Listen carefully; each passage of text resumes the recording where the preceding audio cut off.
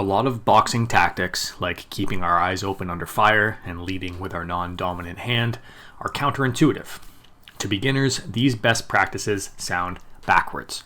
Likewise, you might balk at the idea of intentionally missing or pulling punches in a sport where hitting is the only clear path to victory.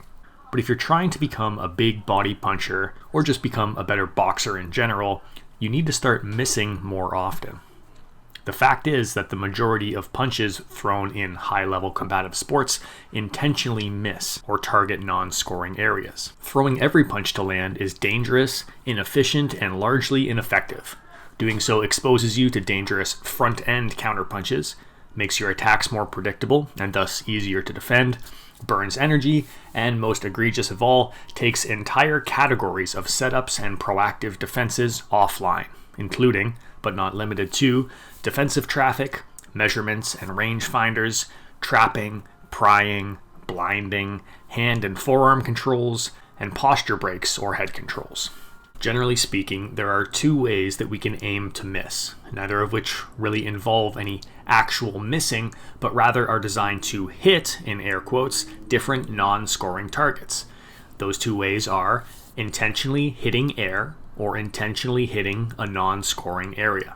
Now, if you've already seen some of our existing videos on long guard defenses, you're probably already quite comfortable with the idea of extending punches into empty space, or hitting air as we're calling it today. This is what's happening when you use defensive traffic, where the weight shift and commitment is minimal, and the focus is on staying balanced as you extend a punch into empty space with good mechanics. Think of it a bit like shadow boxing. You're not striking anything, but you're not missing in a traditional sense, where you end up surprised and off balance. Instead, you're hitting the air exactly where you intended, and you finish the punch exactly on time, on your time. With its emphasis on low commitment and minimal weight shift, aiming to miss in this way is almost always done with no power, and with no intention of making contact.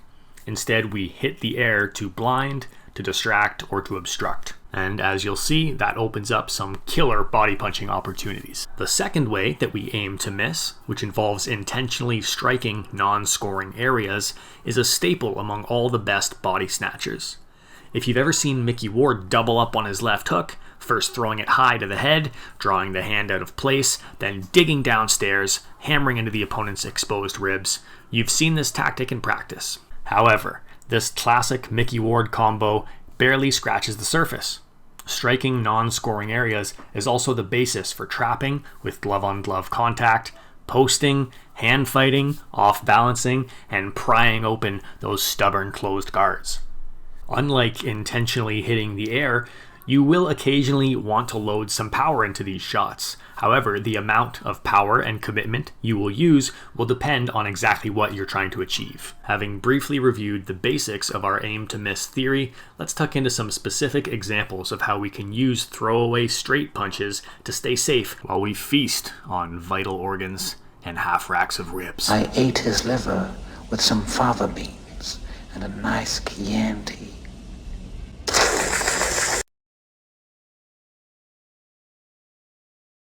Suppose you want to attack your opponent's liver. To do so, we need to get onto the front hip, to that inside slip position where the left hook is loaded for bear.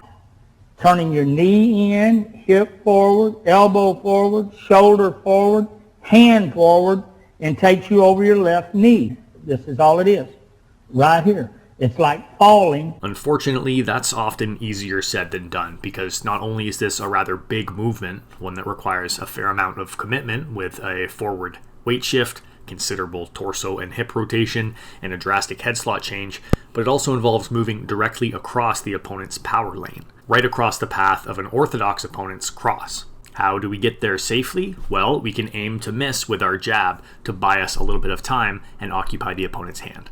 Let's look at Mike McCallum do just that. Clearly, this jab is not intended to land. You can see how short the punch comes up. And not only is it coming up short of the head, it's going wide of the head. McCallum is essentially targeting Tony's right glove.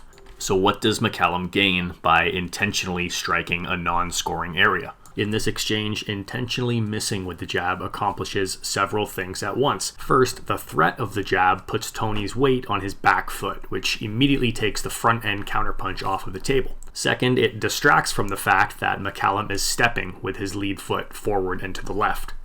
Third, and maybe most importantly, it keeps Tony's hand occupied, busying the glove with the fence in order to take the right cross offline, as McCallum slides across that attack lane. Finally, because McCallum missed intentionally and he's still on balance, he can easily double up with the hook, taking advantage of the opening he's created and using the inside slip position he's attained. Jabbing the opponent's glove can also be used to draw punches in order to counter the counter. Suppose your opponent likes to catch and counter, or catch and pitch, as Teddy Atlas says. Catch and pitch. You've all done it. If you're a parent, you've done it with your kid. You catch, you throw, you pitch back to him. You're blocking something, you catch something, say you throw left hook here, pop, pop, pop. Here, McCallum jabs the glove with no intention of scoring, so by the time the opponent pitches back with a counter cross, McCallum is already moving to the inside slip position, where he can land that picturesque slip and rip to the liver. Of course, aiming to miss with the jab in this way can also be used to set up the right hook or uppercut to the body, disguising the startup mechanics we need to give our punch a head start, and helping to secure the foot position we need for defensive offense. So you can think of this like jabbing and slipping simultaneously. You use the twisting action of the jab to get the head over the rear hip, putting your head safely outside the opponent's lead hand and hip, while also loading your rear hook and uppercut for bear. At the same time, you step with the jab, positioning that foot outside of the opponent's rear foot, laying a stable foundation for your head slot change. So as you commit power to the body shot, your head will slide over, leaving you balanced over the left foot and just outside of the opponent's cross lane. That's it for now, guys, but to be honest with you, I have 5 more body punching tips with all the clips ordered and edited and ready to go, but it was just too much for this video. I wanted to keep this short, and aiming to miss was too big of a topic for me just to brush past. So let me know in the comments if you want me to run down the rest of that list in the next video, or if you've got something else in mind. And please also let me know if you like these short, quicker videos, or if you're more into deep dives. Please continue to like, subscribe, and comment. It really helps this channel out. Thank you so much for watching, and until next time, happy training.